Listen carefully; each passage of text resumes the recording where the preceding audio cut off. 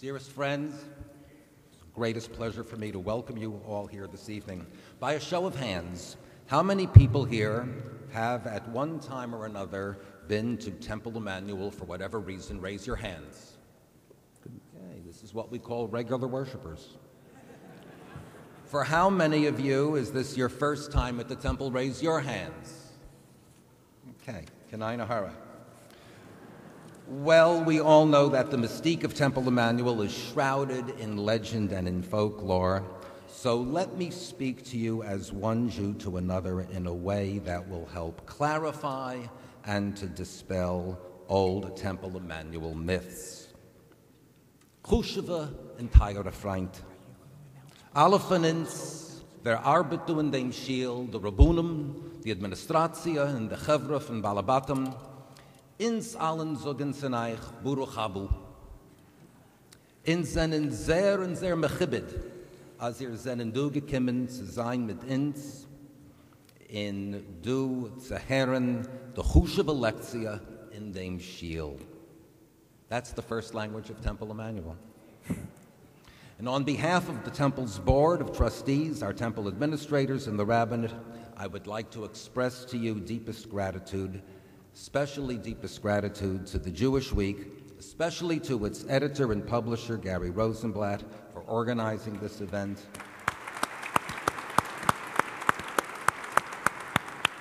And to the Bird Cone Family Foundation for making it possible.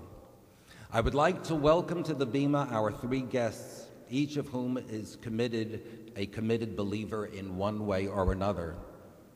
All three of them certainly agree upon the place and the importance of the written word. And all of us can agree that Christopher Hitchens and Rabbi David Wolpe are both brilliant and prolific authors. We also stand firm in our conviction that Gary Rosenblatt is a wonderful editorialist and publisher. And assent to those observations may probably be the only agreement upon which we shall arrive this evening. So without any further beating around the ritual bush, I would like to welcome to the podium the president of the Jewish Week, Peter Wang.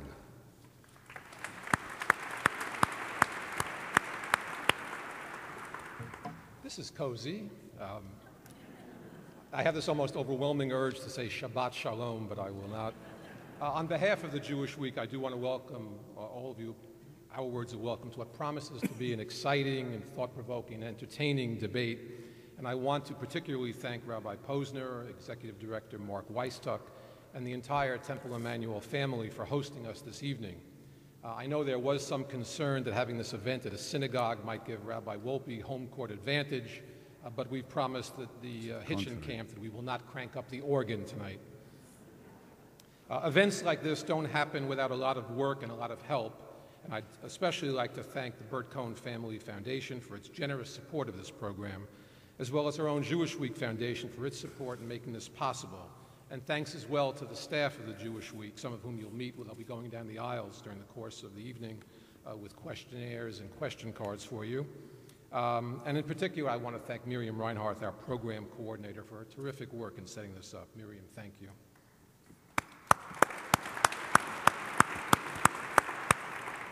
Just a very few words about the Jewish Week. The Jewish Week is not only America's most respected Jewish newspaper, it is the central information agency for our Jewish community in New York. Through our newspaper, our website, and our events like this, like last year's conference held at Temple Emanu-El, where we hosted Daniel Libeskind, Gay Talese, Jonathan Safran Foer, and over 750 people attended.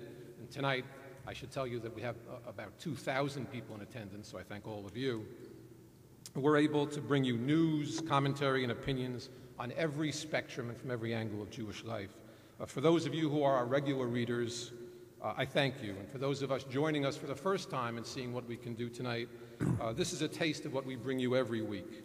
So I hope you'll join us. I hope you'll join us every week and at programs like this for many, many years to come.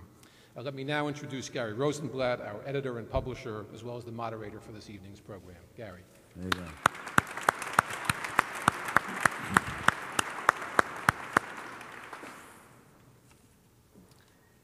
Thanks very much, and it's a pleasure to welcome everyone here this evening for our Jewish Week Forum on Is Religion Good for the World? And I want to renew my thanks for all of those who have been thanked already, but deeply appreciated for all the work that went into making this possible. So take a moment and just look around this beautiful sanctuary and at this turnout. I hesitate to use the word miraculous, but consider that it's a cold, windy, midweek evening, and it is pretty remarkable. We've held many Jewish Week forums over the last dozen or so years because we feel that our role is not only to cover the Jewish community, but to be part of it as well. And in a sense, this forum is a bit of what we try to do each week, dealing with important and provocative topics in a way that is inclusive as possible, offering up sharp differences at times, but in as respectful a way as possible. So I'm looking around and wondering why this one has been by far the largest turnout. I'm just curious, how many of you have been to previous Jewish Week events? Right. And how many knew about this from the paper? Oh, that's very heartening. So welcome to you all. And I had a couple of theories about why this turnout. One could be that New Yorkers, whether they are Met or Yankee fans, are in denial that the World Series is going on without them. So they just don't want to be home watching TV tonight and dealing with reality. It could be that so many of us are conditioned to attending the recent high holiday services during the middle of the week that you just naturally felt yourself gravitating here. Or it could be that you saw the word debate in the Jewish Week ads for tonight's program, and you're so used to watching presidential and vice presidential debates over these last weeks and months that you just decided you had to be here. The difference is that at this debate, I suspect that neither speaker will be dropping his G's when speaking. Or speaking. But the real reason I suspect for this large turnout is the quality and the reputation of the speakers here. So let me introduce them briefly and explain the format for tonight's program. Obviously, we could read very long bios, and they are both worthy of them, but we'll keep it kind of brief. Christopher Hitchens is the author of the best-selling book, God is Not Great, How Religion Poisons Everything. A prolific writer and polemicist, he argues that religion is a toxic force that makes the world a more dangerous place. He contributes regularly to Vanity Fair, Slate, and the Atlantic Monthly. And his brilliant and passionate advocacy for the causes he believes in, make his writing so compelling. And I have to share with you my favorite blurb in praise of his writing of this book was from Esquire, which wrote, "Thank God for Christopher Hitchens." Rabbi David Wolpe is the author of the new book, Why Faith Matters, named the #1 rabbi in America by Newsweek magazine. He's the senior rabbi at Sinai Temple in Los Angeles and argues powerfully for the place of God, faith, and religion in modern life. He writes for many publications, including BeliefNet.com, the Jerusalem Post, the LA Times, and we're proud to say the Jewish Week, where his weekly musings column is as incisive as it is brief. Not an easy thing to do as a writer, trust me. So welcome to you both. Now, as far as the format, yes.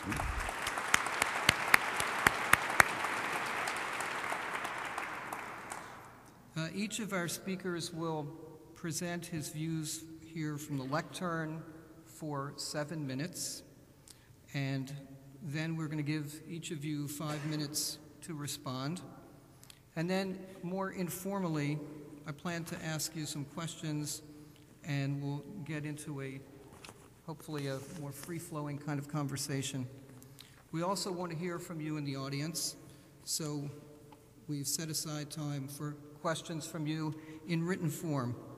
We've distributed index cards for you to write your questions down, and we have several staffers and others helping us, so you'll see them going through the aisles, collecting cards, and they'll bring them up to me. So I urge you to keep your questions brief. That's why we provided you with index cards, and legible, as penmanship counts. And at the end of the program, we will have Rabbi Wolpe and Mr. Hitchens each give us a 3-minute summation for their final remarks. So for those of you keeping track of time, we will conclude before 9:15. And at that point, following the program, everyone is invited to join us for a reception downstairs in Wise Hall. And copies of the author's books will be on sale there, and they've graciously agreed to sign them for you. We also have copies of the Jewish Week and some of our other publications, so we hope you'll join us after the program. My final request is to please turn off your cell phones, and we begin with Christopher Hitchens. Thank you.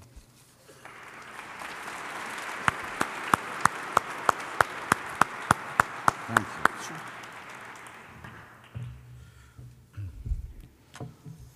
Shalom. I thought I had been to the largest Jewish temple in the world, the shul in Budapest, where Theodor Herzl once used to attend, but I'm told that, and I now believe it, that this one outranks it.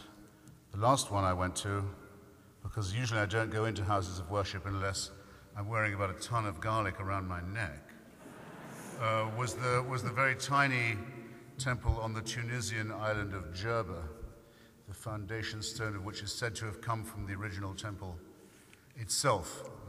A wonderful gem, little gem of a synagogue, blown up in 2003 by Al-Qaeda, but recently repaired along with its tenacious community. So comparing and contrasting that miniature and that grandiosity, I'm very glad to find myself this evening speaking in what appears to my disordered senses to be the dining room of Hogwarts School. Though I dare say I couldn't have picked a less apt name for a Jewish house of worship. I also have a question, just before we start. I'd like everyone to put up their hands. Who knows why the World Series is called the World Series? One. And she could be wrong. Feverishly, for years, I asked, when I arrived here as an immigrant from England, why do they call it the World Series? No one else in the world plays this game except Canada, the Dominican Republic, Cuba, and I think Japan. How dare they call it the World Series? No one could tell me why it's called the World Series. And no one here can either. This thing, why not? It's our game. Naturally, it's the World Series. And we're the world champions at it. The New York World, ladies and gentlemen, used to sponsor this series, a now defunct newspaper. That's why it's called the World Series. It could have been called the Post Series. It could have been called the Newsday Series. Just a warning against hubris before we start, and against man-made reification and myth of the sort that can turn into something rather dangerous, morally and intellectually, which brings me to my theme. When I was looking for a subtitle for my book, God is Not Great, I thought, let's not be sensational, let's not be catch penny, let's not be cheap, but let's try and get people's attention. I thought God is Not Great might do that already. I called it How Religion and Why Religion Poisons Everything. I knew what would happen. People would say, what, everything? What, you mean chess? You mean tantric sex? You mean tourism? It poisons everything? Well, in a way, as I've gone on with this debate, and as I persist in it tonight, and as I will tomorrow, I would be more and more willing, ever more willing to defend myself in saying that it's a universal toxin from which nothing is exempt. First, I believe and I maintain that it attacks us in our very deepest integrity, in the core of our self-respect. Religion says that we would not know right from wrong. We would not know an evil, wicked act from a decent human act without divine permission or without divine authority, or without, even worse, either the fear of divine punishment or the hope of a divine reward. It strips us of the right to make our own determination, as all humans always have, about what is and what is not a right and good action. To give a trivial example that I hope none of you will find really actually trivial. As you know from the archaeological work of Israel Finkelstein and others, the story of the wandering in exile described in Exodus is a mythical one. It's an entirely invented one, a metaphorical one at best, but it does tell a very important story. And it does say that after very long wandering, my mother's ancestors got to the foot of Mount Sinai and were informed that perjury, theft, and murder were non-kosher. Now, my question to you is this. How far would the Jewish people have got? Would they have got that far, even wandering around in the desert, leaderless in sometimes ways, if they'd been under the impression that murder and theft and perjury were okay? I think it's an insult to have it said that that was the case. I think, in other words, that all one needs to know about is human solidarity and the need for it, and human evolution from the savannah and from the places in Africa where we very nearly died out, and were very nearly exterminated before the escape, that we wouldn't have made it this far if we didn't have this knowledge in us as innate. There is no need for divine permission.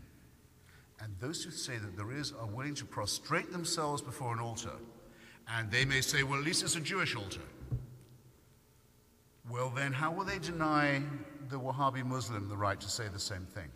To prostrate himself in front of God, the Salafi Muslim, to prostrate himself in front of God and say, only from you can I receive anything. Only from you can I receive an idea. Only from you can I receive a principle. Will we say, well, that's fine. Louis Farrakhan's racist crackpot cult organization can get black people off drugs in prison, they say. So they get the same privilege. It all comes from on high. That's the first point. The second point is, in a sense,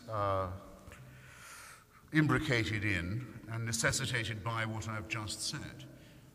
In the vale of tears in which we live, of insecurity, anxiety, doubt, combat, and struggle, all these things, by the way, I think are good for us and help us to grow up. We shouldn't wish for a world where there was eternal peace and tranquility and banality. We should welcome the chance to take part in struggle and to be afflicted by anxiety.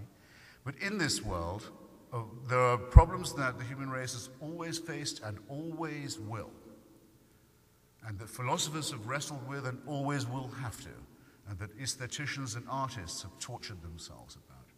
There's only one solution to this that doesn't work, and that is to refer it upward and to say, if only there was a celestial dictator who could just take this responsibility from us and legislate the whole thing for us and accept our blind, obedient, self-abnegating trust, then maybe everything would be all right. I hope it shouldn't be necessary to say, in a place of this kind, in a refuge of this kind,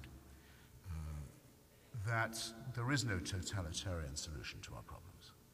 That very fortunately, I think, we are on our own, and we have only our own responsibility and our own mentation and intellect and principle with which to face these things. It can't be said that a God whose authority is unchallengeable, who can convict you of thought crime while you sleep, who can tell you that you're condemned for something you thought you might do, who knows your thoughts, who has utter unchallengeable authority over you, whose rule makes that of Kim Il-sung make the idea of a celestial North Korea seem laughable, that such an authority can be the answer to our problems. No. It's perhaps, you might think, sad, but I think good that we don't have that resource. We cannot prostrate ourselves before a dictator, an absolutist. And we can't hope to refer these things upward. Well, those are my two main points, and I don't know how far I've got, but I must be trespassing on the rabbi's time. But I think I ought to add that if this belief was moral, because there are those who say, well, it may not be true, there may not actually be a God, the holy books may not tell a true story, they may be metaphorical, all the evidence is that all holy books are man-made, as all religion is, and not God-made. Nonetheless, still, we have our morality from them, and at least religion coerces people into behaving better. They don't, as an English duchess once said, they don't fornicate in the street and frighten the horses. That's all she asked of the lower orders. I think, again, we're being asked to insult ourselves and to disrespect ourselves and to think of ourselves as servile, as slave-like, as abject and lacking in self-respect. We don't need permission to act morally. Religion takes morality from us. Human solidarity is the basis of morality. We would not have come this far. We couldn't have lived this long. We couldn't have evolved this much if we didn't know that we had to look out for one another, and that well before Rabbi Hillel enunciates the Golden Rule, that the same instruction is found in the Analects of Confucius. Do not do to others what would be repulsive if done to you by another. These are insights that we possess innately as of right. And the last time that right was called divine, and that the idea that rights could only be derived from the divine, it was the divine right of kings, which replaced the idea of a celestial, unalterable dictatorship in heaven and said that it was the permission for totalitarian rule also by other human beings here on earth. And if you ask yourselves, ladies and gentlemen, brothers, sisters, comrades, friends, what is the greatest threat? Not just to our moral but our physical survival. And what is the greatest insult to our intellectual integrity at present? I think at least a number of you would be inclined to agree with me that that threat is probably theocratic. That humans who claim divine authority, that humans who claim to tell us what to do, humans who say they'll kill themselves, they're so keen to kill us, who have a cult of suicide, a death wish, and believe they have divine permission for it, are by far the most menacing of our foes.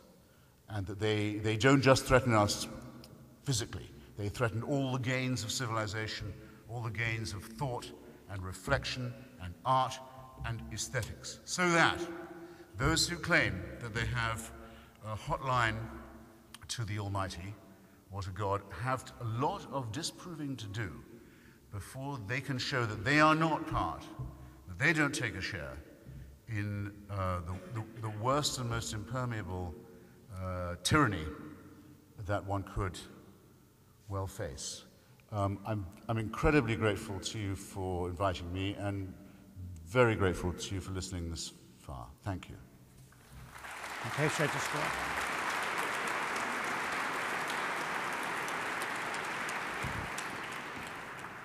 Rabbi. No, that won't do at all. First of all, before I say why that won't do, let me just tell you what a joy it is for a rabbi to speak to a different congregation than his own, because you haven't heard all my bits and stories and jokes. And many years ago, Harold Kushner, when he retired, told me that he used to think that the secret to the rabbinate was changing your sermons, but now he knows that it's just changing your audience.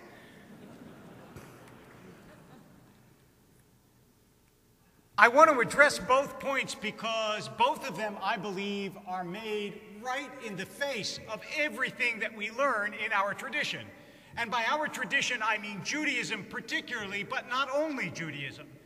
That is, in the tradition of the monotheistic faiths. And let me start with this idea that we didn't know murder, theft, perjury were bad until we found ourselves at the foot of Mount Sinai. In fact, I think that if you read the beginning of the Bible, which I strongly advise, you will find that Cain is condemned for killing Abel. Now, why is he condemned if the Bible assumes that you don't learn that murder is bad until you get to Sinai? After all, Cain is long before Sinai. Of course the Bible knows that human beings recognize that murder is bad. But the Bible also knows that they do it anyway. And that without a divine sanction against murder, people will think that it is a humanly invented sanction. And if they will violate it even when it's God's dictate, how much more will it prove to be, and I will come back to this, a fragile rule when it's the rule of human beings. And so at Sinai, what you get is not a series of moral rules that you never could have imagined for yourself. Oh, I thought it was fine to kill before I got here. But the knowledge that it is built into the moral structure of the universe. It's not a personal preference. It's not a societal rule. It is a mandate from God to all human beings. And if you think that mandate doesn't matter, all I can say is you haven't paid much attention to the 20th century. You know, in Karamazov, Ivan Karamazov in Dostoevsky's novel says famously, without God, everything is possible. Except that Dostoevsky feared that eventuality. The same conclusion was drawn by Nietzsche in Germany, but Nietzsche celebrated that eventuality as he had his madman run through the streets and say that we have killed God. Both of these prophets knew that we were coming to a time when a consciousness of God would not filter through Western society.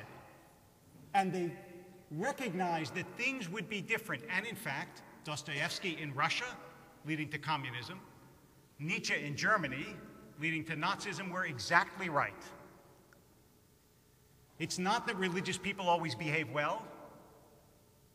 It's that the voice of Sinai makes a difference to individuals and to societies, and to suggest that it was a voice that taught us as opposed to reinforced is to make a mistake. And to assume that all you need, I am quoting now, all one needs to know is human solidarity seems to me to fly in the face of everything we know about human beings. If you think that people are basically good, then I suggest you visit a playground. What happens when a new child comes onto the playground? Do the other children go, oh, look, a new child.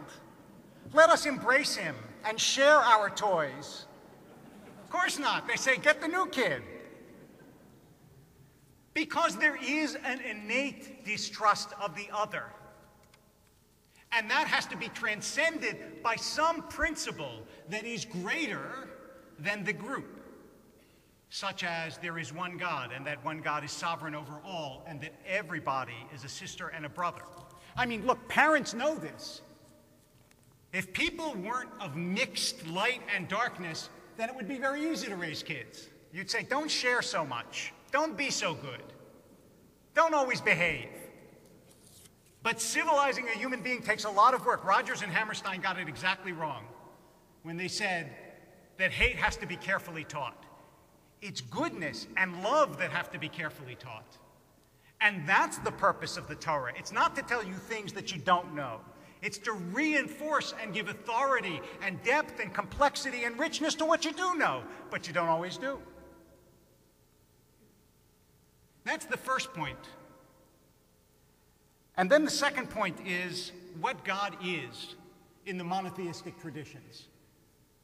God is not the tyrant of North Korea. First of all, by the way, just as an aside, as I mentioned in the book, it's very interesting that you got North Korea and South Korea. North Korea is an atheistic tyranny that Mr. Hitchens uses to compare to God. South Korea is a flourishing democracy and has a very strong Christian culture. So which one do you want to live in? You want to live in religious South Korea or atheistic North Korea? But that's just an aside. Here's back to the main point. If you think of God on a human analogy, the proper analogy is not a tyrant. It's not Big Brother. Mr. Hitchens wrote a very estimable book on George Orwell, and maybe that persuaded him to think of God in the way that we think of Big Brother. But in fact, think of it differently. Because he says not only does God know what you do, God even knows your thoughts. What could be more frightening than that? Child psychologists tell us that before a child reaches the age of I, that is the ability to say I, they don't know what is internal and what is external. Child cries, the breast appears. They don't realize that an outside agency is responding to them. Their mother, so to speak, is inside them. Does that cause fear? Or is that intimacy and love? Somebody who deeply believes in God does not feel that God's knowing them is tyrannical, is overbearing, is frightening, but rather is embracing and is beautiful. That's what it means to believe in the God of the traditions at their best. Are there contrary teachings? Absolutely. Religion is not univocal. It's been around for thousands of years, and lots of people have said many things, some of them foolish. Just ask Mr. Hitchens. He will give you a fairly startling catalog. But this is, in fact, the idea that human beings are all one, that there is a moral order to the universe, and that we are loved. And that's not a tyranny. That's the sovereignty of God. And that's why I want to close up by telling you that really this debate is based on a misperception. It has to do with what the religious person is. The religious person is not someone who totes up some arguments from column A and some arguments from column B. I taught for many years, and both in New York and in Los Angeles, theology, and I used to teach all the proofs, and I put that in quotation marks for God, the ontological proof, the teleological proof, the cosmological proof. I diagrammed them on the board, I explained them. I never had a student come up to me after class and go, "Now I believe." Because it is not an intellectual process by which we come to an understanding of God. Rather, it is something deeper. It's an orientation of the soul towards the universe. It's how you see the world. It's how you apprehend its beauty and its richness and its wonder and its love. And if you see it in a detached way, in a disenchanted way, and you say, what I need is proof the same way that I need proof in a test tube or a laboratory, Remind me. What are we going to then you will not, in fact, discover what it is that the great traditions of the world mean when they say, Karov Adonai l'kol korav, l'kol asher yikra'uhu ve'emet. God is close to those who call upon God, to those who call upon God in truth. Thank you.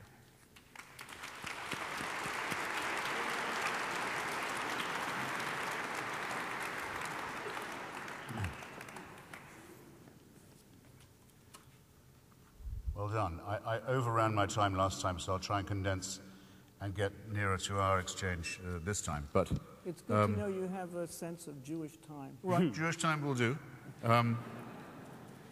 Thomas Jefferson, whose biographer I am in a small way, once said, meditating on slavery in his notes on the state of Virginia, he said, "I tremble for my country when I reflect that God is just." Once you've heard that statement, I'm sure many of you have heard or read it before. Once you have, as you'll know, you won't forget it again. You'll always remember that he said that. But when you think about it again, or even at all, you realize it's a nonsensical statement, almost an idiotic one. If there was a just God, what would there be to tremble about? If we were in the hands of a benign deity, a father who always looked out for us and wished for the best, where would be the rest of Jewish history? Where would be the rest of human history? There'd be nothing really to worry about. It would be like scraping your knee in the famous playground.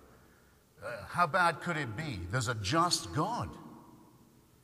Now, I don't think anyone here who's studied human society and human history and the human tragedy, whether you define tragedy as the Greeks did, as a fatal flaw in our own design, or whether you define it as Hegel did, as the terrible moment when there's a conflict between two concepts of right, you can't just say, well, thank heavens, at least Daddy is still on duty. And I'm afraid to say the only people who do say that are childish.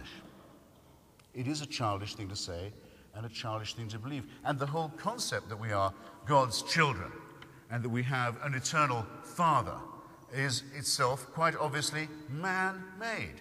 Did man make God in his own image or God make man in his own image?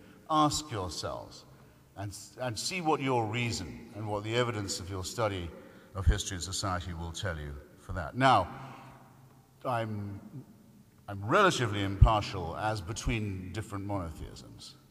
I think Bertrand Russell is essentially right that they all make the same mistake. However, since you mentioned the tradition, Rabbi, let's agree that Judaism has a couple of claims it can make. It doesn't proselytize, and also anyone can join. That's not bad compared to some religions. It doesn't make the idiotic mistake of saying the Messiah has already come, so what's there to worry about? The greatest remark made, I think, is by the Rambam saying, okay, the Messiah will come, but he may tarry.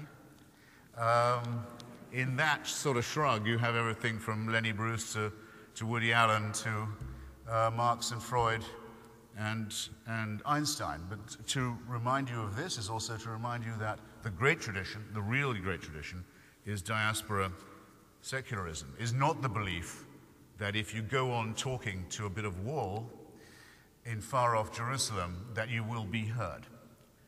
That's a nonsensical belief and has led to terrible error. Now, on the Karamazov point, or rather, I think the character in the book is actually Smerdyakov, who says, without God, all things are possible. Let's examine. Let's examine what you said about divine condemnation of murder. I say that the condemnation of murder is human, that humans know, without being told, whether it's Cain or whether it's any other example, without being told that this is a crime, an illness. You say, well, irrelevantly, I think, you say, well, Cain is understood to have been a murderer. Well, so would any human have known that he was, though there were only apparently about 2 other humans around at the time, if you believe this story. But here's the point. What about the divine mandates for murder? What about the times when God tells you, you must be a murderer? When God says you must destroy every member of the Amalekite tribe down to the last child, saving only a few virgins of theirs for purposes probably somewhat better imagined than described. What about that? What about the Quranic injunction to treat the Jews as if they were treacherous and murderous and deceitful? Wasn't that dictated by God also in the desert? What about His Holiness the Pope saying until 1965, ladies and gentlemen, that every Jewish person was collectively guilty of deicide? Wasn't that said by the vicar of Christ on earth, the man who held the keys of Peter, who had divine authority? By what right, Rabbi, do you say that you know God better than they do? That your God is better than theirs? That you have an access that I can't claim to have, to knowing not just that there is a God, but to knowing his mind? You put it modestly, but it is a fantastically arrogant claim that you make, an incredibly immodest claim, and if made by a fanatic, or by a bully, or by a murderer, I'll take it to the next stage and reply directly to Karamazov and Smerdyakov. Isn't it rather the case that with God, anything is permissible? Once someone has said, God told me to do it, what is not allowed?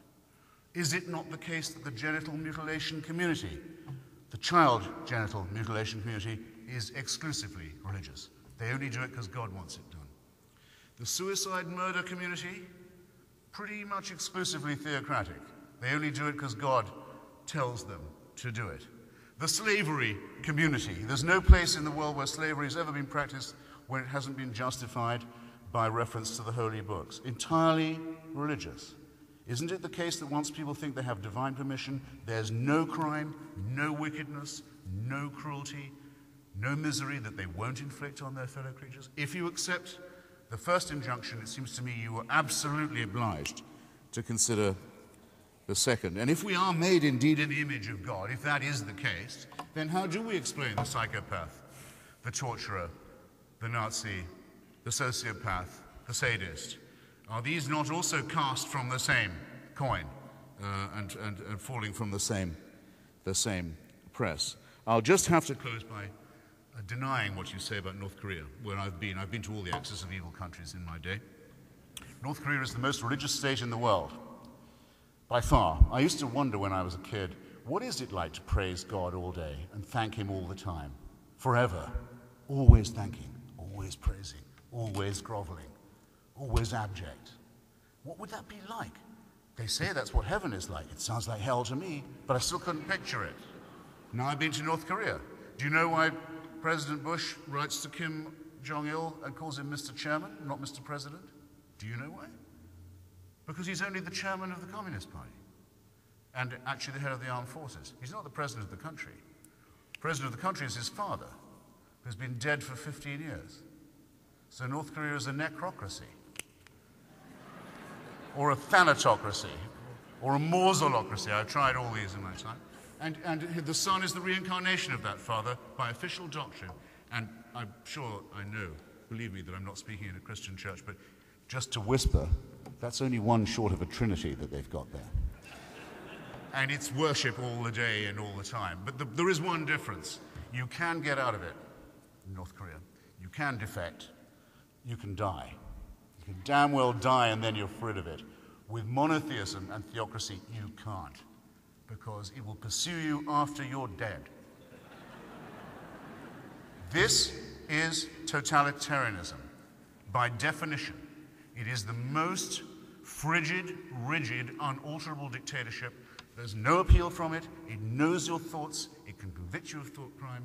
It is much, much worse than Big Brother. It's much more sadistic. It's much more totalitarian, and there is so much reason to be grateful that there's absolutely no evidence that any rabbi or priest or mullah has ever produced that would make you believe there was a single word of truth in it. So at least we have that much to celebrate. Thank you. That was a brief rebuttal, huh? At least now we know what a brief rebuttal looks like. Okay. I asked for that. Listen. I asked for it. Yes. So let me start with North Korea. Let me start where you ended, and then I'll work my way back, which is, you know, it's a strange kind of dialectic when religious regimes are blamed for being religious and atheistic regimes are blamed for being religious. There seems to be no escape. Basically, if a country does something bad, it must be religious.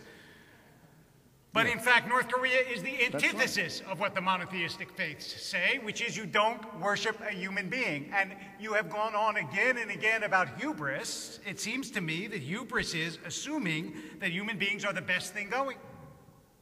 That's what you have to believe in a world without God. That we may be imperfect, but we are the best things going. I don't think we're the best things going. And I think the idea that we are is a frightening idea, not a reassuring idea.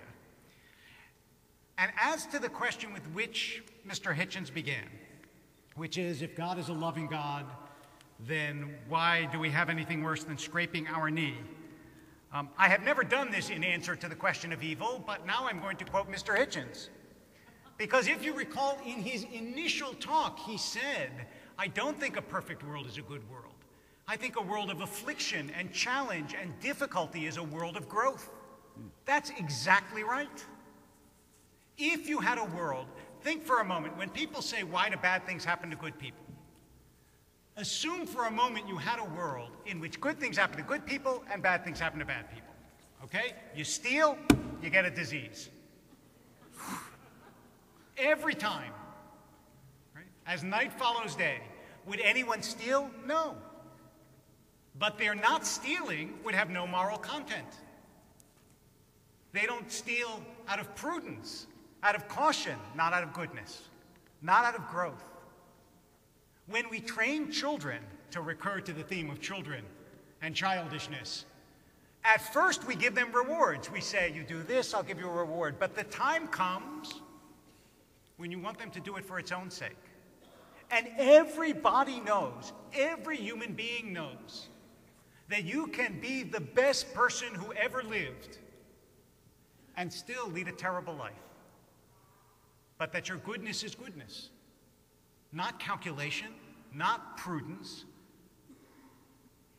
not the idea that God promises you if you just propitiate God enough that you'll get saved. And let me just close, although I did, by the way, I don't make any claims to prophecy, but I told you that you would hear a litany of bad things that religions do, which they do, although I must say that I still think that if you toed up the scoreboard, Mr. Hitchens talked about slavery, for example, and he said, you know, no place does slavery exist without reference to the holy books. I think he's forgetting Rome, Greece, Assyria, Babylonia. It was actually civilizations that had holy books that abolished slavery, not that created slavery. And those who abolished it, like Wilberforce and Brown and so on, were evangelists and used the Bible to abolish it. But let's put that aside. Yeah, let's do that. Let's do that. The justification of slavery is biblical. No, I didn't. You can't. You're not allowed to interrupt. Okay. Don't ask rhetorical questions, then. What? You asked rhetorical questions. I can ask rhetorical. You didn't take me up on them. You should have But done. remember. I wouldn't complain. Now, don't try to convince them that good manners are Don't whine. religious virtue. I Don't don't whine, think that don't that's. No whining. No whining. I want to close with this, and I know that this may be unfairly personal, but in part, we're talking about our two books, and because this is part of what the book is about, I'm going to go there. It's not about getting goods from God.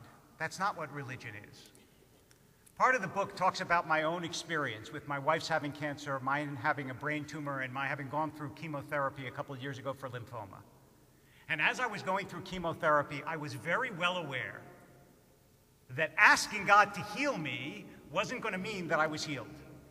That God doesn't work that way. That God wouldn't say, you know, Wolpe in bed 2 prayed, so him I'm going to heal. Bed 3, I haven't heard word 1.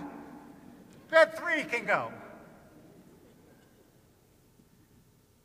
And I didn't feel betrayed when I found out that I was in remission but not cured, and that I may never be.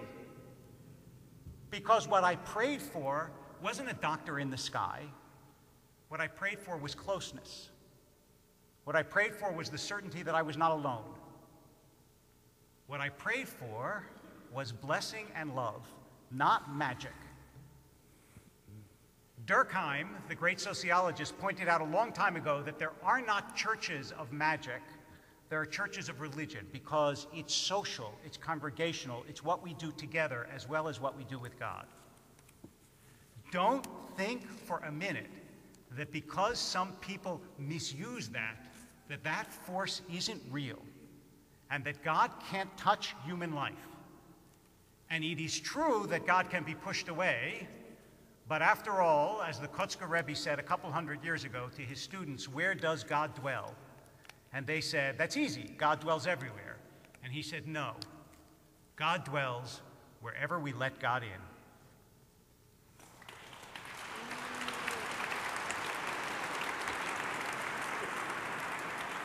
Rhetoric. Schmal. What do you want? Yeah. Okay.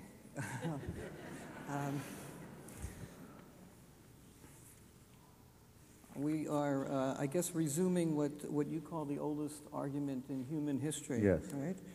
And we're certainly there. One question that comes to mind after hearing both of you, and I'd ask you both to respond, maybe we'll start with you, David, is in doing your research and engaging in other discussions, other debates about God, and from tonight as well, what's the most compelling case that the other side has made? You want me to give away the game? Are you going to ask him the same? Okay, Yes. fair enough. All What gives you pause? You want to know really what gives me most pause, honestly? I'll tell you what is hard for me. For me, the greatest difficulty sometimes, in some ways, that which I find most compelling also gives me the hardest time. What I find most compelling in some ways is human beings. When I look at another human being, I don't believe that they're accidents of ancient chemicals. I don't believe they're just sophisticated animals. I believe that I see before me a spirit, an embodied spirit, but a spirit nonetheless, and I feel sometimes what the Protestant theologian T.R. Desjardins said, which is that we are not material beings having a spiritual experience, but spiritual beings having a physical experience. That's the good side. The hard part for me came, and I remember when I first realized it, was when my mother had an aneurysm. And because she had an aneurysm and her brain was flooded with blood when she was 52 years old, she became aphasic. That is, she can't speak. She has difficulty reading. Her thoughts often get confused. And I thought, if in fact we are spirit, then how can it be that a change to our physiology changes our personality so powerfully and so dramatically? And I have answers that sometimes satisfy me, but for me, that is the most difficult challenge personally to religion. And the only thing that I will end with is to say that for me, challenges and questions are not necessarily antagonistic to a religious spirit. That it seems to me that challenges and questions can bring you deeper into faith, and that I'm comfortable being what Rabbi Nachman of Bratslav said about himself. He said, "I am a moon man. My faith waxes and wanes."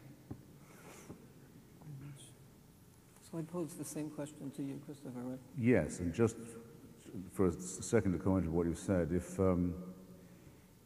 I have a great difficulty with most people I meet believing that they're even intelligent primates.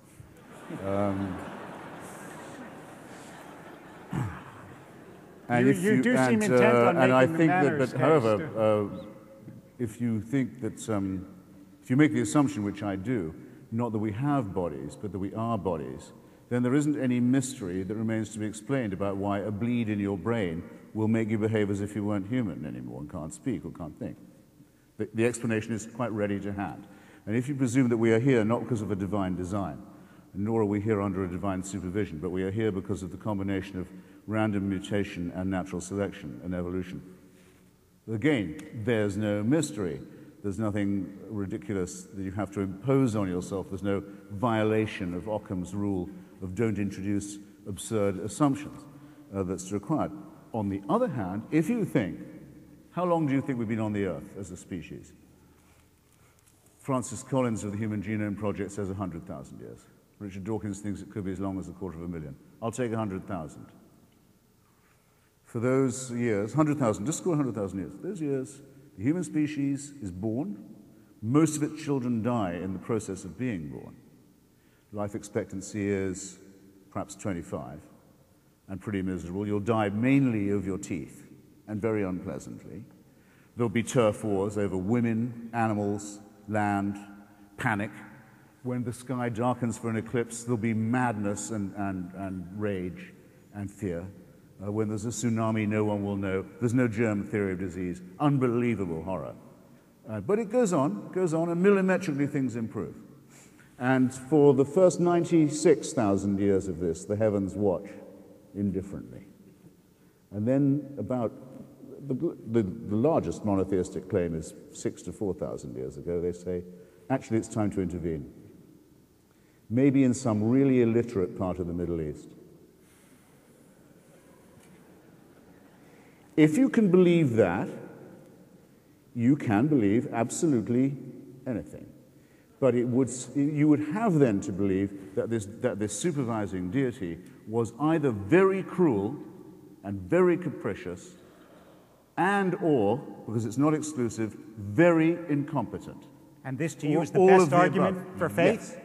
So, now, as to why I've ever questioned my own atheism, all of my colleagues agree, we've all discussed this a lot of times, The most intriguing argument against our position is what's called the fine-tuning argument. That if a few details of science and physics and biology and chemistry were a little different, only fractionally different, there would be nothing instead of something.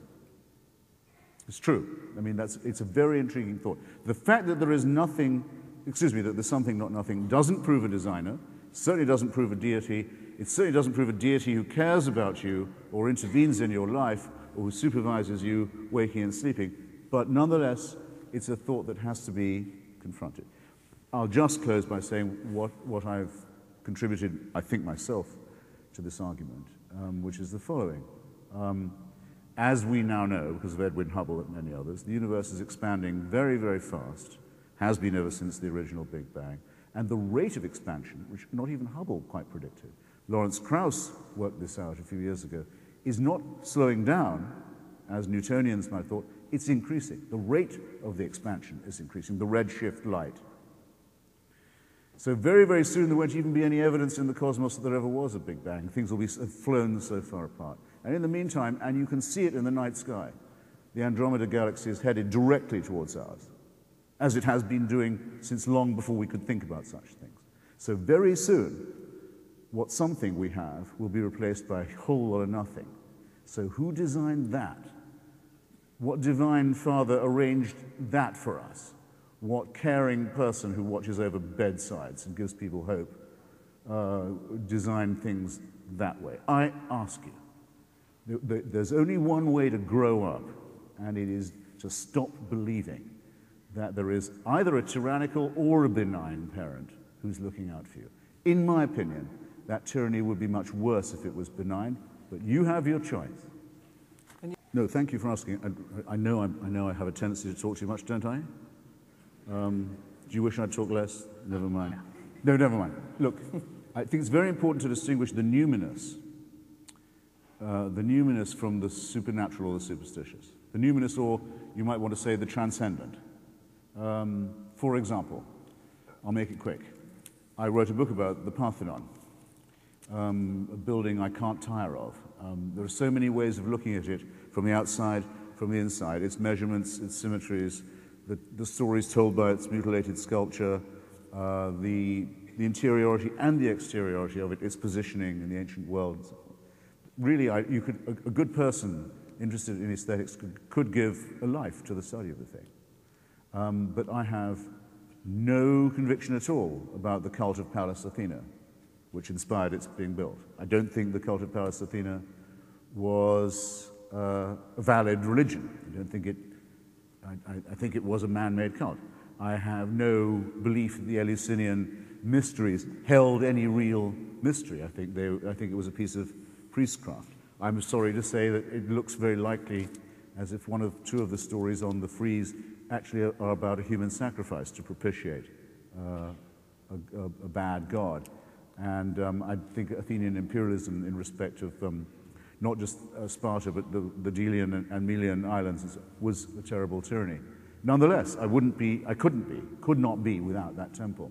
So one of the great cultural and aesthetic tasks, I think, is separating the numinous, the transcendent, the beautiful, and the aesthetic from the superstitious and from the supernatural, which is a dimension that doesn't exist and that we don't need and that can't help us. May I? Do you want to jump in? Sure, I'd love to.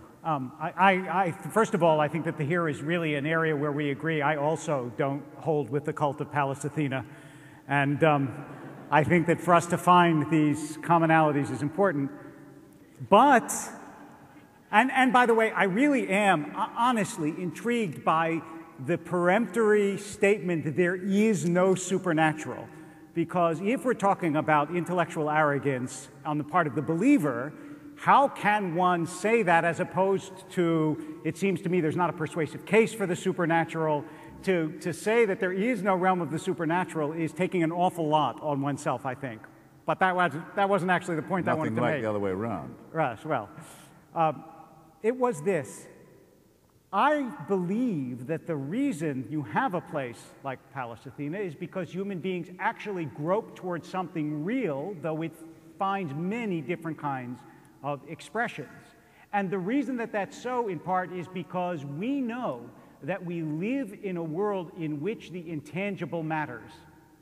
Not just intangible as we're experiencing right now, right? I'm saying words to you which are essentially intangible. You're hearing them. They're changing something about you. The physical world is changing because of the intangibility of thoughts, ideas, words, all of that. And so we have an intuition that, as Emerson said, you know, the unseen things are eternal, and the things that we see are temporal. That is, that they don't last forever, but the intangible does. But the second part of this is that the reason that consciousness seems to me so important is that we dwell in this world that we actually can't explain physiologically. And we do have intuitions that aren't a function purely of firing synapses. And not everything can be explained by neurons. And the world is a remarkably fine-tuned. If you're interested, I have a little section on that that gives you some of the statistics in the book that Mr. Hitchens has by him called Why Faith Matters. And those things, that is the idea that there are things that we cannot prove, that we cannot see, that are what we call euphemistically intuition, those things were real to ancient Greeks as they are real to us. And even though their expression finds different cultural forms, to assume that they are not real is to flatten out the world in a way, I think, that is not true to any of our experience. And you have to do violence to human experience to assume there is not an intangible realm, as opposed to honoring it. Just a note to the audience that if you have questions that you want to have submitted up here, now is a good time to write them down, and you'll find people who will collect them, because we're going to get to that in a couple of minutes. I wanted to ask you both, in reading your works and reading about you, you've both made major changes in your thinking and your outlook as adults. David, in your book, you talk about as the son of a rabbi at a tender age, 11 or 12, after seeing a very gory Holocaust film, that you became an atheist. You figured, how could there be a God?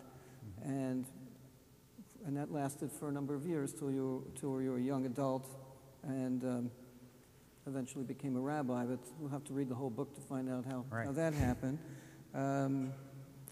Christopher, from the opening pages of your book, you talk about when you were 9 years old, you sort of saw through the God that your teacher was talking about. But I guess certainly politically, you have changed from someone from the left to perhaps it was after 9/11, but became a supporter of the Bush administration's carrying out the war in Iraq. Went from writing from magazines on the left to those on the right. I wondered if you could both talk just a little bit about change, which is a very popular word these days, and how you came to question your long-held beliefs and what you learned from that. Rabbi, go first. Okay. I think that for me, at least, it was a function of learning to distrust my certainty. When I was 17, I knew everything, and the older I got, the more I realized that that was a defensive illusion as opposed to a reality. And as I came to know, I mean, this is part of the problem, and I talk about this in the book, and I must say Mr. Hitchens is only glancingly guilty of this tonight, but I think that it's a common rhetorical strategy of people who argue the atheist case. They'll refer their own beliefs to reason and yours to psychology, right? In other words, I believe what I do because it makes sense. You believe what you do because you're childish, or because you had a bad mother, or because you had a bad father, or because you need a crutch. But my beliefs are beliefs of reason. And I very much thought that. I thought religious people were weak, and they were credulous, and they were uninformed, and I wasn't.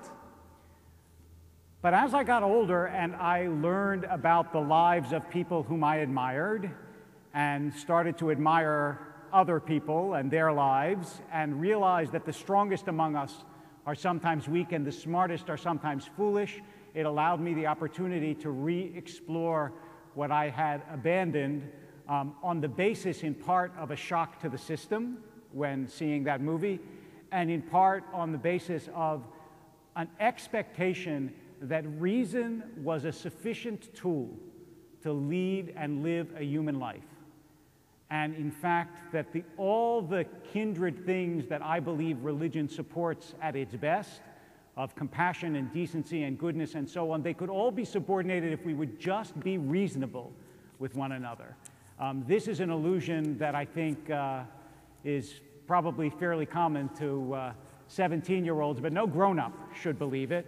And I suppose what I'm saying is I grew up.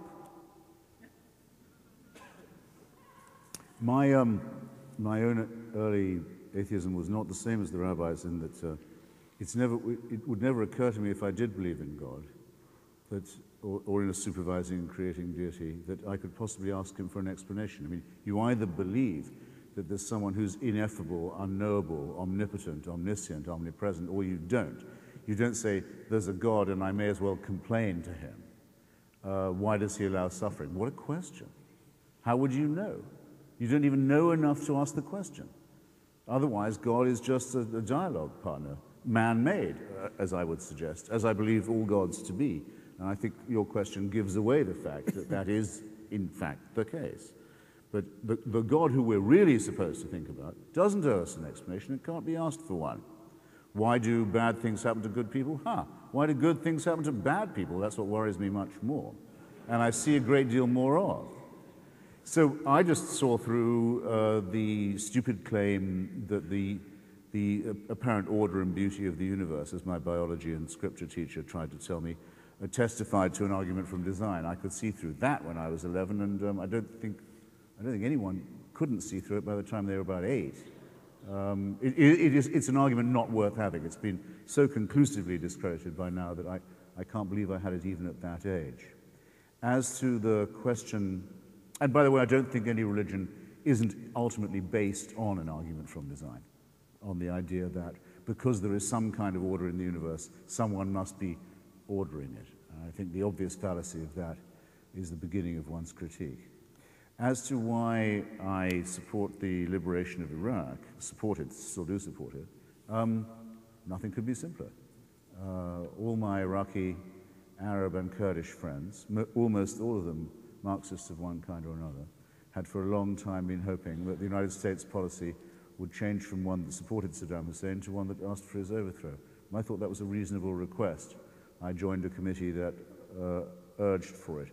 The president of Iraq is now a democratic socialist elected Kurd, whose countrymen were being killed by poison gas en masse a few years ago, instead of a hysterical, Jew-baiting, terrorist-supporting weapons of mass destruction using Nazi.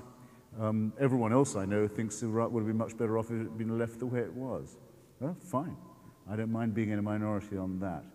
I'm as proud as I could be that those Iraqis who outlived Saddam Hussein saw the destruction of his regime and his party, the emancipation of their country and their people, can count on me as a friend. It's not me who owes the explanation. The people who owe the explanation are those who thought Iraq was fine when it was the private property of a psychopathic fascist crime family that had a windpipe hold on a major jugular point of the world economy, and thought that that would work out all right because he was in a sanctions box that was in the meantime killing the Iraqi people and their civil society. No, no, no, no.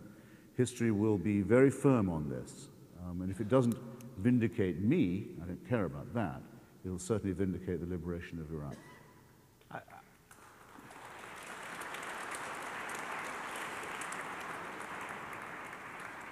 I'm addressing this to the congregation because we didn't say anything about asking each other questions, so I'm going to pretend that this is to you, but in fact this is a question. For Mr. Hitchens, you heard him say that the one thing that gives him pause is the fine-tuning of the universe, the remarkable fine-tuning of the universe, that somehow this world exists even though the odds are astronomically small that such a world would exist.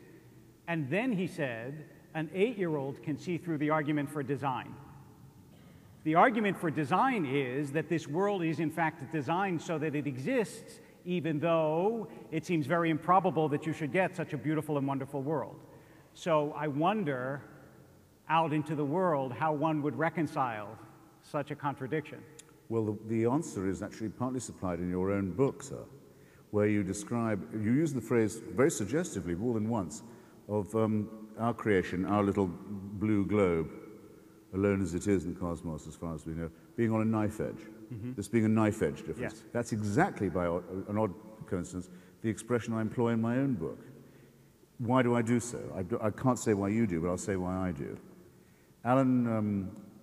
Hugh Montefiore, Jewish convert to Christianity, later Bishop of Southwark and later Bishop of Birmingham, in his book Credible Christianity says, the conditions for life on our planet, are so knife edge and so finely tuned that you can hardly believe that. Okay, yes, look how knife edged they are. Just look at our own tiny little suburb of the cosmos, just our solar system. The other planets are all either too hot or too cold to even make it thinkable that they could support life. And very large parts of our own planet are much too hot or too cold to support any life. And we well know, we have good reason to know more lately, that that knife edge of climatic crisis could tip either way very easily. So just out of one solar system, there's only one planet that isn't a complete screw-up, and it's on a knife edge. Some design. I repeat, this designer is either cruel and capricious, or incompetent and bungling, or both, because the two things are not exclusive. And in the meantime, the heat death and meltdown of the sun that will cause our oceans to boil before the planet turns into a crisp is already inscribed in all the laws of physics that we know, and the Andromeda Galaxy is coming our way, as I told you, and the Hubble red light shift means that there will be so much nothingness that there'll be no way of remembering there was ever somethingness. What design is this? Yes, knife edge is the right word. And that's your deity. That's your omnipotent. That's your omniscient. That's your loving. That's your caring. That's your efficient. That's your designing authority. I ask you, ladies and gentlemen, I really do ask you, are you going to repose your faith in something as crackpot as that? Well, this is a good moment to find out what the audience is asking. Thank you. By design. Okay. Thanks. Durkheim. I forgot to do Durkheim. Thank you. We'll come back to it. Whoa. Want me to riff for a minute while we... Durkheim, I was going to say, Yes. Durkheim really does show, surely, in his elementary forms of religious life, that you ask someone, why are you a Catholic? He'll say, because my parents were from Poland. Right? You're completely right in saying, yes, that these are communal, that they're designed for civic and social solidarity. Absolutely. That's exactly right. Why Because was I baptized into the Church of to England? call something communal does not suggest that communal is all it is, which seems to me to be a trope that I hear often. You define something in terms of its physical manifestation or its communal manifestation as though that invalidates the possibility that there is anything greater that also impinges on it. But I think that there's... To say that religion and all churches and religions are man-made isn't to criminalize them or make them contemptible. It's simply to say that they are not divine institutions. The Pope may claim to hold the keys of Peter and be the vicar of Christ on earth, but he's a bloody fool for believing that. And an arrogant one, too. And those who do believe in it are credulous and easily led. That's why they're called sheep. That's why they call themselves sheep. By the way, Bishop of New Guinea had a debate with him on the BBC the other day, trying to spread Christianity to Borneo, and I said, we can't do sheep there. They've never seen a sheep. Large parts of the world aren't sheep-oriented or even goat-oriented. What does the Bishop of Borneo now say on Easter for the Church of England as he rises in his pulpit and addresses the congregation? O Lord, behold these thy swine. Yeah. Because that's the valuable animal in those latitudes. Religion is man-made, and but it one shows. second, I can't let that go, not because you mentioned swine, but but because religion operates by metaphor. It does, and the reason it operates by metaphor is exactly what you said earlier. Because it's man-made. Which is, no, you know what, you're not actually allowed to insert my answers into my own sentences. I mean, you can, but the reason that it operates by metaphor is precisely what you said before, which is you knew early on that if there was a God, that God was ineffable, that God was not to be understood by human beings, and therefore if you were going to talk about that God, you had to speak about that God metaphorically, not literally. And so when you say sheep and then you make the metaphor literal, of course it sounds silly, as many metaphors do, but if you think of sheep as representing those who willingly follow the shepherd because the shepherd is going to protect them and make sure that they're all right and fend off those things about them that are dangerous and teach them how to stay together as a flock. You think that's why shepherds look after sheep? Then the point, again, you're literalizing the metaphor. The idea of the metaphor is to tell people that which the religion teaches as a value. It's not it's not a literature class. It's not so that you can dissect it and understand what sheep really do and why sheep is an inadequate idea for a human being to act. That, and I just want to put a last spin on this. A good theologian of any monotheistic tradition will say that the difference between God and a human being is infinitely greater than between a human being and, say, a one-year-old. No one-year-old could possibly understand Christopher Hitchens, right? You said that you have trouble even thinking of adults as intelligent primates, so certainly no one-year-old could. If that's the case, then I have to take your assumptions about God's incompetence with just a grain of salt because, as someone who believes in God, I think God may know better. Your claim to know the mind of God is, of course, a claim where I can't follow you. I didn't say that. I don't know where when did I claim? Hold on, you just attributed it to me. When did I claim to know the mind? You said God would prefer bed 3 to bed 1. I don't know how you know this. I've no idea. I can't make this claim. I said the exact opposite. You must have misunderstood. Or might prefer bed 1 to bed 3. You No, had an idea of what God might want. No, I said that I did not Either way, you had an idea of what God might want. Your book mentions it all the time. You seem to have a knowledge that's denied to me, completely denied to me, and everyone else I know, of what the divine and ineffable might expect or want from us. But on there I can't follow you. There you can play a card that I cannot. But you do. You trump me. You play it over and over and over again. You have a knowledge of the mind of God, and I don't. But on shepherds, I can be clearer. Yes. Shepherds don't look after sheep because they love them, though I think some shepherds actually do love their sheep too much. Shepherds look after their sheep. By the way, God doesn't like that. They look after the sheep so that they can first fleece them and second turn them into meat. Now that's much more like the priesthood as I know it. Since I appeal to those who have heard you say again and again, if there is a God... The sexual element isn't absent from that either, actually. Well, that's okay. Since we are flocking around here. Look, toleration is a religious virtue. Maybe someone should ask a question from Wait. No. That's not fair. You can't get away by saying you don't presume to know. You don't presume to know the mind of God when you say again and again, if there is a God and he wants this, I don't like it. If there is a God and he wants that, that's not a God I would believe in. That kind of God doesn't make sense. That God would say, that, you use the same trope, the same idea, but from the other side. Not at all. Mine is conditional. Mine is an if. If you say this is designed, some designer.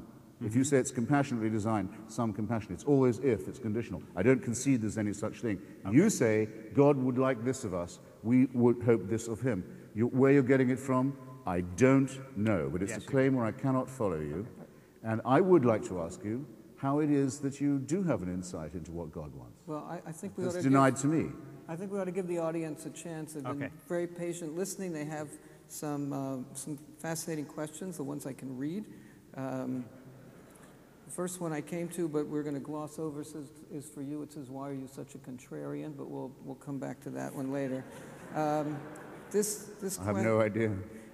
This one is for both of you. It says, scientific research has shown that there may be a, quote, religious gene, that religion is hardwired into our genes.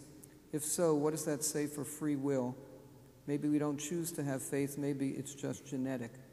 I'd like to expand that. Do you believe in free will? I think we have no choice. But I'll tell you, I'll tell you something I'm sure of. You cannot be given free will.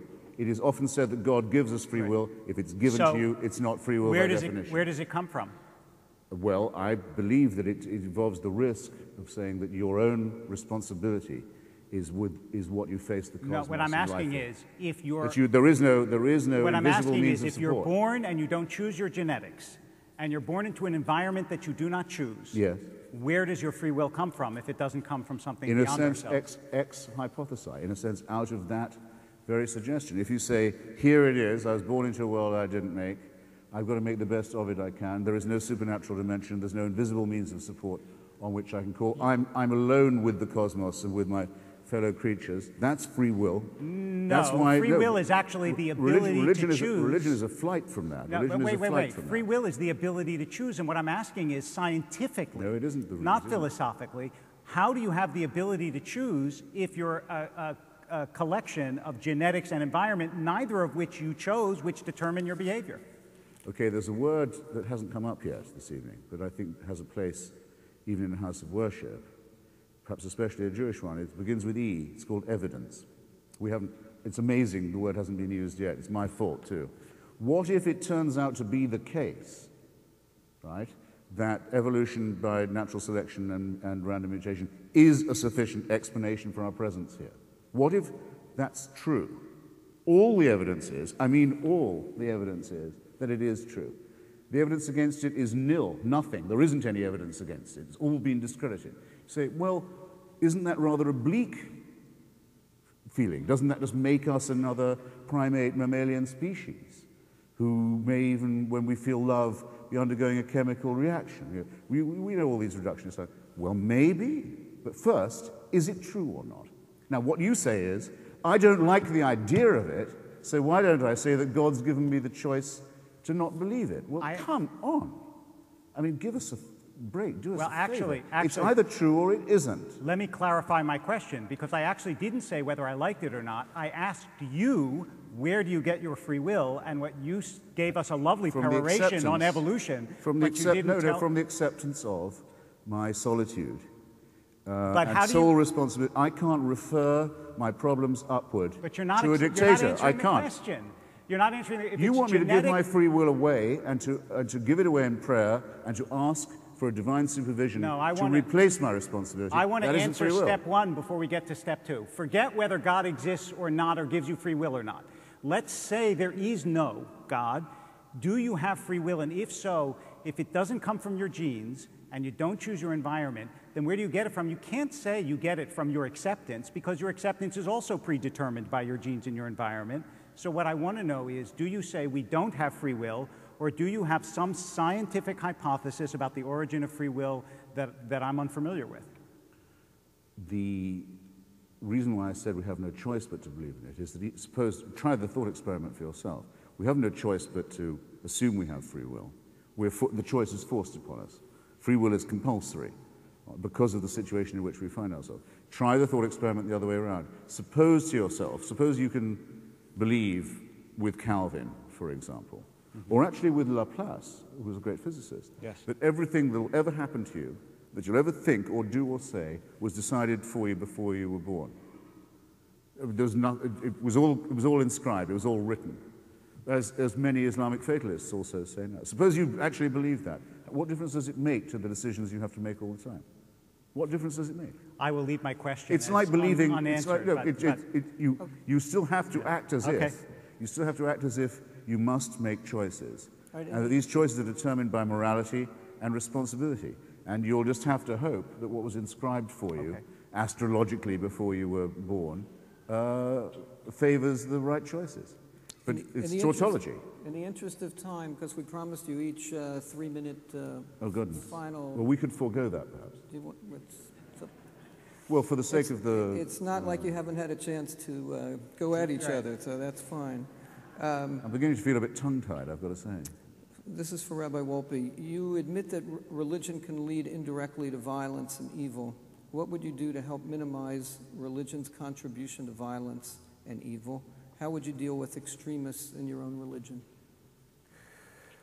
I think one area where we agree is extremism in religion is very resistant to moderation, and that troubles me. I think that's true of extremism in general. True believers, as Eric Hoffer taught us a long time ago, whether they are believers in communism or in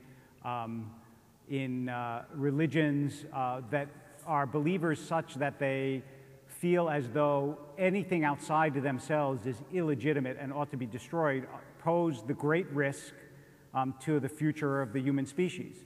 The only thing that I can say is that it seems to me religion provides the only principle on which all human beings can in theory, agree on the universality of goodness. That is, by that I mean, if in fact there is a God who superintends the entire world and believes all human beings are valuable, as the Jewish tradition, for example, teaches when it says that the righteous of all nations have a share in the world to come, then that's a principle that could be inculcated and perhaps could prevail. What I don't know, and what I would be interested in hearing Mr. Hitchens address, is if there is in fact nothing other than our accidental appearance here, and it favors my group that your group be destroyed, what possible countervailing principle would persuade me otherwise? I think religiously we have a principle we can deploy. It doesn't always work, but we can deploy. I'm not sure without it what principle we would use. I don't think that the distinction between the moderate and the fundamentalist is as facile as that, or as easy to evade. What's the principal question here?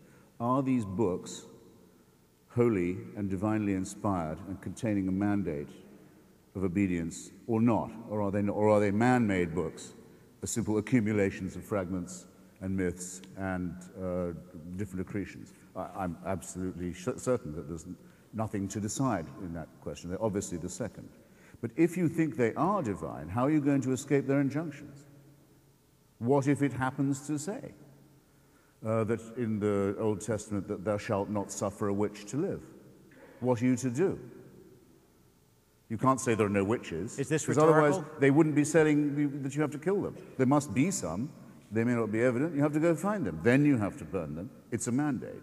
Now, to me, this is utterly nonsensical. It's white noise. I don't understand how anyone can fall for it ever. There is no divine inspiration in these books.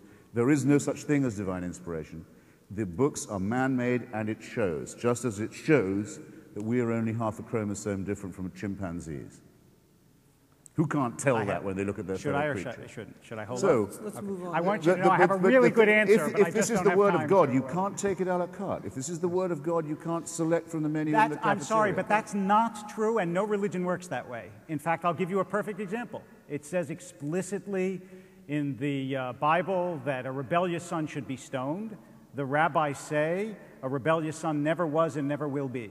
In fact, religions do precisely what you say religions can't do. That is, they interpret, understand, grow morally, get to know God better. They explore the Bible by the principles of the Bible. How convenient. And it's not convenient. It's actually called the progressive knowledge of what we understand to be the will of God. What about the mandate for genital mutilation? Are you talking about circumcision that the World Health Organization recommends? No. Oh, because that's what they do. I'm talking about genital mutilation. Oh, well then, fortunately, the stripping, you know very well what I'm talking about. Don't pretend you don't. Not loosening the foreskin or slightly excising it. No. Right. The full periamesthesia, the stripping. Yes. The attempt to dull the penis. The attempt to cripple the male organ of generation in the name of God. What about that? If you're asking me, is that a covenant or is it not? I'd like to know. Because you're the one who has the relationship with God. From my point of view, yes, it is a covenant, and it's not detrimental, and that's why I appeal to the World Health Organization. Why were you reluctant to say that? I'm not reluctant to say it. You were palpably reluctant to say that. I just said it. Right, no, I'm palpably reluctant. You had to be prodded 3 times before you agreed to the question. We're going to move on now. I know why you're reluctant. Wait, let's... Okay. Thanks. Your title, this question says, your title says God is not great, but then the subtitle says why religion poisons everything. What do you make of religion and religious expression that is centered around the community? Is there value to religious community irrespective of God? Well, that's probably that was written before we had our brief exchange on Emil Durkheim, and on the idea that religion is communal, something we do have between us as a consensus. The Greeks, I know, why do they go to the Greek Orthodox Church? Because they're Greek. Same for the Russians, same for the Serbs. Same for most Polish and Irish people. It's the reason why Tocqueville is right about American civil society. Religion is the great voluntary effort that people make, and it's the only country in the world where the state is forbidden to encourage a religion or help pay for a church. So it's the great thing a community can do to prove it exists, is to build and keep going a house of worship. Makes it entirely different. But it, excuse me, materializes my point, that it is a man-made phenomenon, that none of these churches are built because God wants them to be built. Now, do I have to, please don't make me say any of that again. Please, anyone who has that question, please don't make me say it again, because it'll make me sound boring. Religion is man-made, and it shows, okay? Even this beautiful place testifies to that. Okay, what we're going to do now, I'm going to ask you each, we don't have to formally go to the lectern, but if you can sum up in 3 minutes. Would you accept my proposal that we have, because we have Sure. both rather babbled, Absolutely. that we rather have some more questions? Oh, okay. Would that be fair? Yeah, that's fine. Okay, Sure. good. Okay. This one is first for you. Oh, good. With what beliefs would you raise children? What would you say to a four-year-old who asked you about God? Well, my daughter has to sit through a little Passover ceremony every year, whether she wants to or not, with a little Seder. Doesn't go on for very long, but I make her answer some questions. I show her I explain to her how it's also related to how it's related to the Greek symposium, how it's a Platonic idea. People lie around, it's supposed to be recumbent, drinking wine, asking questions, and bringing in the young. And the connection between Athens and Jerusalem is very important to me, as is the distinction between them that everyone's always noticed, from Matthew Arnold to Leo Strauss. Everything is as between Athens and Jerusalem. I'm for Athens myself, but she has to know that there's a tradition that she and I and her mother come from. And I wouldn't have her not know that.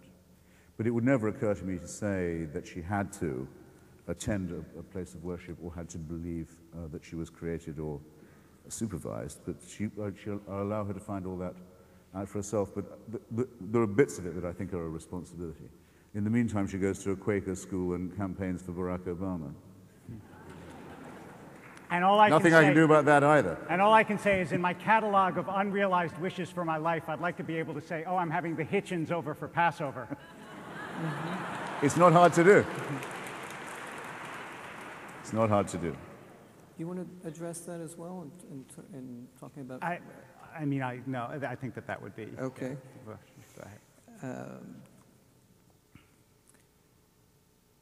Do you know, I should say my other children are Greek, so it doesn't apply to them. Their mother is Greek, but in case you wondered.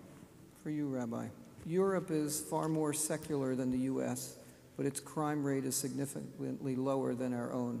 How would you account for that? I think that it's interesting what has happened to Europe, and it will be interesting to watch the experiment in the coming years. I would say there are two factors in Europe that we'll see how they play out. One is, of course, that Europe has undergone a series of traumas that the United States knows nothing of. And the degree of violence that Europeans have seen firsthand over the 20th century may have some kind of irenic, it would be nice to think, effect on Europe. And the other is that European nations tend to be homogeneous, and America is very heterogeneous, which means we have lots of different groups together in the same place. Now that there is much more mobility around Europe, we'll see if that holds. I hope that it will. And the last point I would make is you get a surprisingly high number of Europeans who say they are religious, over 60, 65%, even though they don't attend a church, they don't attend a synagogue. So it seems to me this is the beginning of a social experiment, and it will be worth watching to see what happens. I don't think the assumption that Europe is more secular is necessarily correct, or that Americans are more religious. I find that many Americans, even those who identify with churches and synagogues and mosques are much more riddled with doubt than they will admit.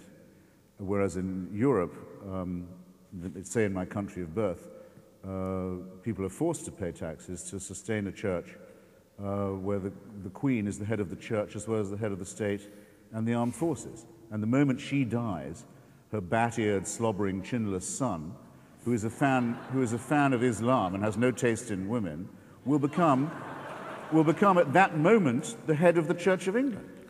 And I'll have to pay for it, or I would if I lived in England. That's what you get if you found a church on the family values of Henry VIII. This is not secularism. And the point that I make about Islam is not frivolous either. The Europeans have decided to import into the center of their society the same crisis that obtains in the ghetto areas, in the most remote and backward areas of the Muslim world, because that's where their immigrants have come from. And they've imported into the middle of their society the resources and the population of a future jihad, something that wants to take away everything they've got and change all their laws and alter all their customs. And it's on the future of that struggle that everything will depend. And I think that it's important, and I'm sure, I think virtually everybody here will agree that the only helpful formula in our time for religion, which is helpful both for religion and for the state, is for them to be separate. And to the extent that they become too mixed, is a danger for both, not only for the state but also for religion.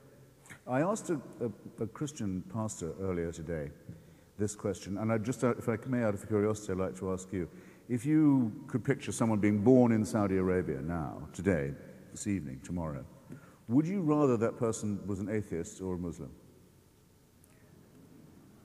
It would depend. Really, what I would prefer is I would prefer they would be an enlightened Muslim, because then they might have an opportunity of influencing the people around them, whereas if they were an atheist, they wouldn't. All right. It's a brave answer. Suicidal, but brave. All right, we have time for one more question, and I'll ask you both to respond. It's initially for you. It says, you have asked for a single historical example of a religious person who was engaged in an act of great moral goodness or valor that could not have been performed by a non-religious person. And cites the example of Roe Klein, a soldier in the Israeli army during the recent war in Lebanon, who in a split-second decision and with a shout of Shema Yisrael, gave his life by deliberately jumping on a grenade to save the lives of his comrades. While non-religious people have in many cases given their lives for a moral cause, how many of them were able to make that choice in a matter of seconds? Okay, no, it's a good try, but it's, as you can see, hopeless. What if he'd shouted Allahu Akbar when he was doing that? Would it mean the same to you? Well, this is to save Well, no, people, I'm saying, not first, to second, destroy how people. can you tell that a non-believer wouldn't risk or give their own life to save their comrades? It's an insult to non-believers to say that we couldn't do that without divine permission. I don't say I would do it, but I don't say that anyone who could say Allahu Akbar would be more likely to do it either. And furthermore, I would very strongly distrust the motive, which I think would taint the fineness of the action. So my challenge still stands, in case people haven't heard it before. You have to name a moral action performed or a moral statement made by a believer that could not, I repeat, could not be performed by a non-believer. No one. I've tried it with the Archbishop of Canterbury. I've tried it with the Pope's confessor. I've tried it in print, on television or radio, hundreds of times in many audiences. There is no answer to it. Sure there is. And that wasn't one. That doesn't actually seem to me such a... last word. Oh, I have the By the last way, I word. don't know Good, so I'll answer the what he question. was doing in Lebanon in the first place. I What's can, he doing in Lebanon? He's an Israeli. The answer to the question is when you say could not, I mean, it's true that religious people don't sprout wings and they can't do things that non-religious people can't do physiologically, but anything from Handel's Messiah to Donne sonnets to Hopkins poetry to blessing your daughter on a Friday night, which I do, to praying together at the bed of someone who's sick, to creating a Shiva minyan for people who are ill, to having, by the way, a religious experience. All those are things that non-religious people can't do that religious people can do. And the latter is true. And if the latter is true, then I've answered the question, and I'm happy to finish it with a flourish. I will quote, no, 1 second, here, hold it, the flourish is to come. I will end it by quoting an Islamic thinker, and it seems to me an appropriate comment to make to somebody who wrote the preface to Kingsley Amos's sprightly book on drinking. Al-Ghazali said, "I can describe a religious experience to you, but describing a religious experience is to having one, as reading about alcohol is to getting drunk." So I would say that you can have a religious experience if you're a religious person. It's powerful, it's pervasive, and if it's not too presumptuous, I hope one day you do. Thank you. I should really leave it at that, shouldn't I? But there's something about me. A religious experience, I'm sorry, is not a moral action or a statement. It just isn't. It doesn't meet the qualification. It just doesn't, does it? To say to have a religious experience is to perform a moral action or to utter a moral statement isn't the case.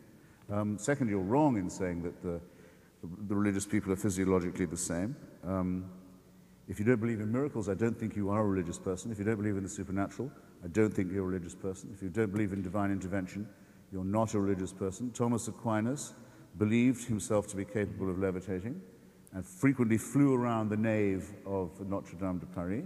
Well attested, it's said, by all Catholics. Yeah. It's not the case that it's just a difference of opinion. It's all the difference in the world between whether or not you believe in reason, evolution, human solidarity as the source of such morality we have, or whether you think we are supervised creatures, disposable, dispensable, part of a plan of which we have no knowledge and of which we're not considered worthy to have knowledge. Well, that's all the difference in the world. That's right.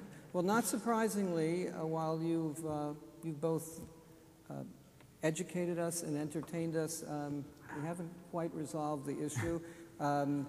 I'm tempted to suggest that everybody can go downstairs for the reception and let these two gentlemen continue to fight it out and lock Till up. Till the last dog dies. And lock up. But what we're going to do is that you're all invited to the reception downstairs. Both gentlemen's books are for sale, and they both have agreed to stay and sign for you. So we invite you all to continue the discussion downstairs, and I want to thank everyone. Thanks for coming. And particularly Rabbi Wolpe and Christopher Hitchens. Great pleasure. Very good. Thank you. Thank you.